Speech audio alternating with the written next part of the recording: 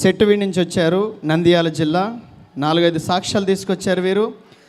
వీరికి తైలాభిషేకం రాకముందు తలకాయ నొప్పిగా ఉన్నప్పుడు వీరిక్కడికి వచ్చి తైలాభిషేకంలో పాలు పొందారంట. దేవుడు మంచి స్వస్థతనిచ్చారు. అదేవిధంగా వీళ్ళ ఇంట్లో జామ చెట్టు కాపు లేకుండా ఉన్నప్పుడు వీరి విశ్వాసంతో తైలం పోసినప్పుడు ఆ జామ చెట్టు ఇప్పుడు కాపులిస్తుంది.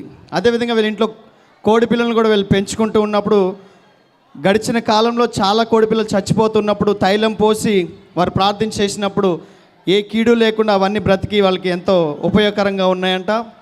అదేవిధంగా వీడి కుమార్తె కోసం వీరు ప్రార్థన చేసుకున్నారు. ఈ కుమార్తె నా ఎగ్జామ్లో పాస్ అయితే కనుక నేను సాక్ష్యం చెప్పుకుంటాను అనుకున్నారు. దేవుని కృపను బట్టి ఆ అమ్మాయి కూడా మంచి మార్కులతో పాస్ అయిందంట. చివరి సాక్ష్యం, వారి భర్త చాలా త్రాగుతూ ఉన్నప్పుడు, చాలా వేదన చెందినప్పుడు వారు తైలాభిషేకంలో పాలు పొంది తైలాభిషేకం చేయించుకునేటప్పుడు విశ్వాసంతో మనసులో అనుకుందంట, నా భర్త తాగుడి నుంచి విడుదలైతే నేను సాక్ష్యం ఇచ్చుకుంటానన్నది. ఈ రోజున వారి భర్త ఆ తాగుడి నుంచి విడుదల పొంది మంచి సాక్షి బిడ్డగా ప్రార్థనా శక్తిలో ఉన్నాడు. దేవుడు చిన్న సాక్ష్యాలు దీవించును గాక.